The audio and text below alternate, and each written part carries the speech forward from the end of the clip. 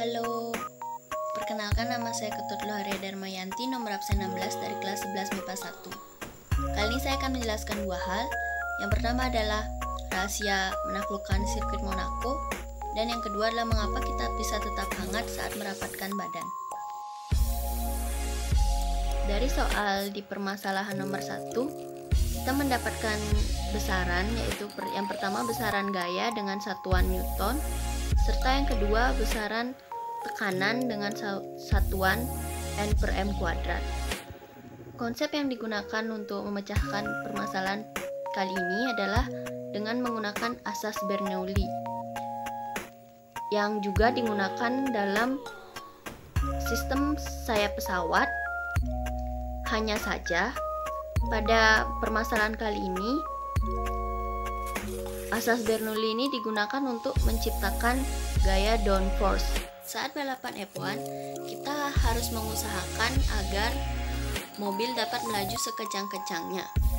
Namun, dalam posisi melaju kencang, besar kemungkinannya mobil akan terlempar saat melewati tikungan. Oleh karena itu, diperlukan komponen khusus dalam mobil balap sehingga dapat memungkinkan adanya downforce sehingga mobil tetap berada dalam lintasannya. Sayap pesawat memiliki struktur yang memungkinkan adanya gaya angkat sehingga pesawat dapat terbang dengan stabil. Nah, kita bisa menggunakan rancangan sayap pesawat ini untuk menciptakan gaya downforce pada mobil F1. Bentuk sayap pada mobil F1 di depannya agak landai dan miring sehingga di bagian belakangnya agak tinggi. Hal ini menyebabkan adanya perbedaan arus angin di antara kedua sisi sayap. Arus angin di bawah sayap akan lebih kencang sehingga menyebabkan tekanan lebih kecil. Sedangkan di bagian atas pesawat, karena angin yang menumpuk menyebabkan adanya tekanan ke bawah.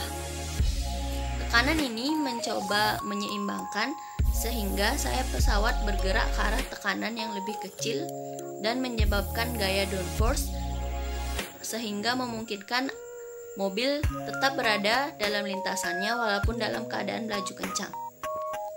Sesuai dengan penjelasan sebelumnya, maka untuk menaklukkan sirkuit Monaco yang terdiri dari tikungan tajam serta jalan menanjak, kita membutuhkan downforce agar mobil dapat melaju pada lintasannya. Kita bisa menggunakan asas Bernoulli yang juga digunakan pada rancangan sayap pesawat, namun dengan rancangan terbalik, sehingga terciptalah sayap depan mobil F1. Sirkuit Monaco bisa ditaklukkan dengan mobil yang sudah dirancang khusus dengan tambahan komponen sayap depan yang menggunakan asas Bernoulli sehingga mobil dapat melaju dengan kencang tanpa terlempar. Konsep yang digunakan untuk permasalahan kedua adalah konsep perpindahan kalor. Kalor berpindah dari tempat bersuhu tinggi menuju tempat bersuhu rendah. Ada 3 jenis perpindahan kalor, yaitu yang pertama konduksi, yaitu perpindahan kalor menggunakan perantara, namun tanpa adanya perpindahan dari zat perantara tersebut. Yang kedua ada konveksi, perpindahan kalor menggunakan zat perantara, disertai dengan perpindahan zat-zat perantara itu sendiri. Serta yang ketiga, perpindahan secara radiasi, yaitu perpindahan kalor tanpa adanya perantara. Satuan internasional untuk kalor adalah joule. Di saat berada di tempat bersuhu rendah, maka akan terjadi perbedaan suhu antara tubuh kita dengan lingkungan. Hal ini menyebabkan kalor yang ada dalam tubuh kita berpindah ke lingkungan, sehingga kita akan jadi kedinginan.